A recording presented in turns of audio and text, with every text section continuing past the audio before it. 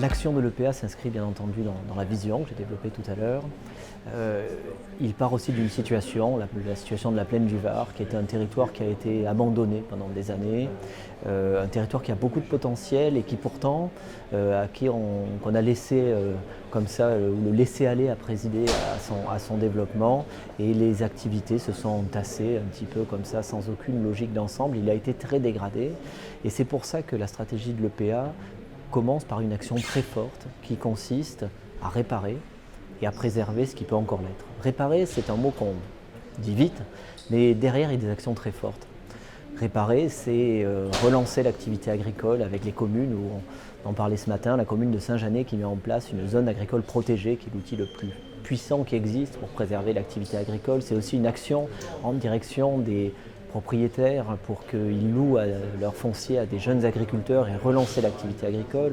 Réparer, c'est aussi le choix de la ville de Nice de faire, au cœur de notre projet Grand Méridien, un parc de 20 hectares, un grand parc urbain, mais dont l'objectif est de retransformer des sols qui ont été dégradés dans de la verdure, dans de la nature.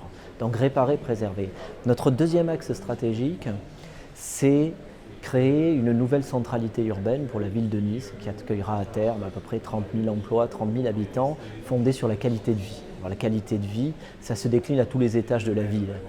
C'est de l'accès en transport en commun, le tram roule aujourd'hui au moment où on se parle, c'est la qualité des programmes, la qualité de l'architecture, la qualité des espaces publics, la qualité de l'innovation au service de la qualité. Le troisième axe stratégique pour nous, et c'est peut-être celui qui est le plus important, c'est parce que c'est ce qui nous oblige, c'est de livrer à court terme des premiers espaces qui soient terminés, c'est-à-dire des emplois, des logements de qualité, des commerces et services de proximité, le tram qui roule.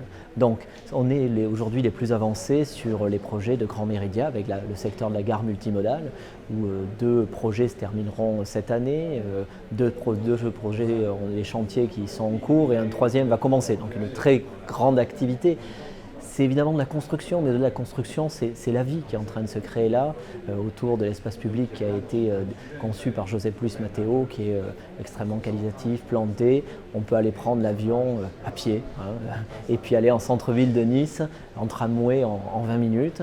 Et dans 2 ans, nous aurons la gare multimodale avec toutes ses fonctions, le train, le tram, le bus, l'avion et puis la voiture. Donc, premier axe fort, terminer une première phase sur le secteur du Grand Arenas. À Nice Méridien, la technopole urbaine, donc l'enjeu, c'est de faire une ville attractive pour les entreprises innovantes. Et comment attirer les entreprises innovantes? Tout simplement en créant une ville qui va plaire aux talents, parce que c'est les talents qui font la valeur et que cherchent les entreprises. Et c'est le cahier des charges qu'on a donné à Christian de Villers, qui consiste à mélanger dans un quartier 5 000 habitants, 5 000 étudiants, et puis 5 000 emplois autour de la croissance verte, de la santé, mais dans une ville qui sera vivante 24 heures sur 24, qui est accessible en tram à la fin de l'année. Au pied de Méridien, il y aura l'arrêt de Nice Méridien du tramway qui existera, avec des grands parcs, avec des commerces, des services de proximité, des restaurants où on pourra aller faire ce fameux principe de fertilisation croisée qui n'est rien d'autre que des lieux d'échange entre les chercheurs, les étudiants, et puis ceux qui travaillent là, ceux qui habitent là.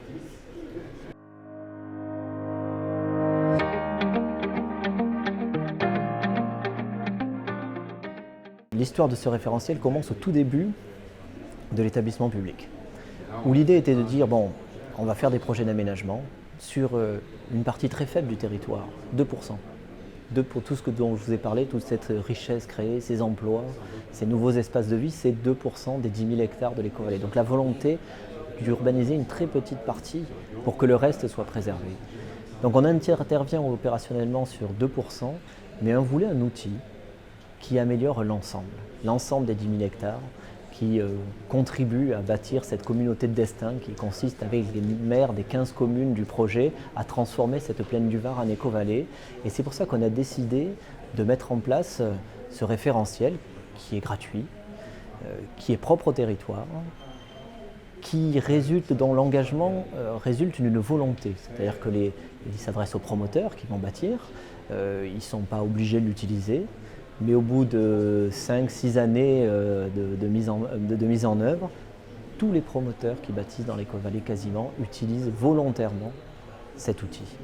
Et cet outil, très concrètement, a permis de changer le visage de ce qui se réalise dans ce territoire. Le niveau de qualité de ce qui est produit a augmenté de façon extrêmement impressionnante. Je vous donne un exemple. Le taux de recours aux énergies renouvelables pour la production d'énergie. Aujourd'hui, la moyenne régionale est à 10%. La région, dans sa feuille de route pour le développement durable, qui s'appelle le SRADET, c'est une feuille de route environnementale, a fixé l'objectif, cette année, d'atteindre un taux de 100% en 2030. Et bien grâce au référentiel Ecovalais Qualité, dans tout le périmètre de l'opération d'intérêt national, on est déjà à 50%. C'est-à-dire qu'on n'a pas encore commencé la course, qu'on a déjà fait la moitié du chemin. Et ne croyez pas qu'on va jouer au lièvre et à la tortue. Cette avance, on compte la capitaliser pour aller encore plus loin. Alors évidemment, on ne pourra pas aller plus loin que 100%, mais on ira plus loin sur d'autres domaines, sur le recyclage des déchets de chantier et des éléments du bâtiment, sur la nature, sur les économies d'énergie. C'est un outil d'émulation, c'est un outil de négociation, et c'est un outil qui aujourd'hui est largement reconnu et apprécié par tous nos partenaires.